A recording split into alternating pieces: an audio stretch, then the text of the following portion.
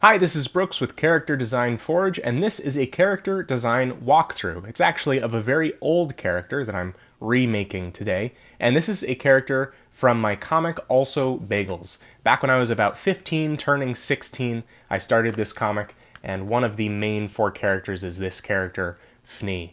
Now, I don't really look back on this nostalgically or sentimentally, which is kind of probably a personal problem of mine because inevitably you're going to get better as you gain skill and experience as you age, but it's still a little bit painful for me to recap. So Phni was originally one of the four main characters in this comic, and as I kind of fleshed things out, he became the landlord for the other three, and he was a mad scientist who was doing work out of his basement with a robotic assistant named Butane.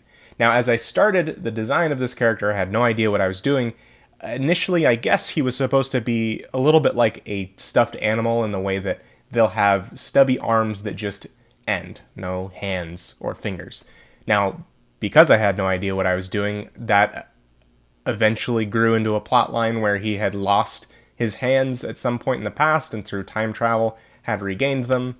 Phni also wasn't really supposed to be a tiger, so apart from being a toon character, that was kind of nondescript as well. So since the core idea of this character was still kind of cool, but more importantly I wanted to shove my younger self's face in a newer, better design, I thought I would reboot Phni.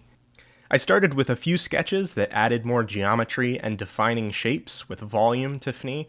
One of the biggest problems with this cast of characters is that while there were some characteristics that were different between them, they were all proportioned about the same, and I really didn't have a good grasp of anatomy or any grasp of good art making at the time, so I decided to build the character out into an older, bulkier, more believable figure. One sketch was more top-heavy and muscular, but I decided to go for a sort of big and tall structure instead. At one point in the character's history in the comic, he had a ponytail, and I thought that might complement this newer, more pronounced beard and kind of define the character a little bit, kind of like as one of the older guys that you might find at a hobby shop or at a game store. I took my initial pencil sketches into Procreate, created a little bit more of a refined sketch there, and then carried that into Photoshop.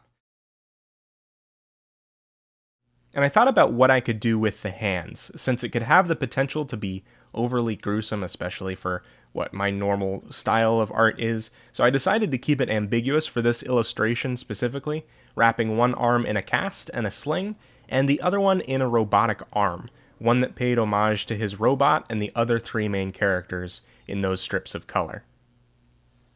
At first I wanted to render him as line art like the old comic, but then I rationalized that since line art was the best I could do in 2008, I'd do the best that I could at rendering in 2016, which is this sort of shaded painterly style that I've been messing with lately.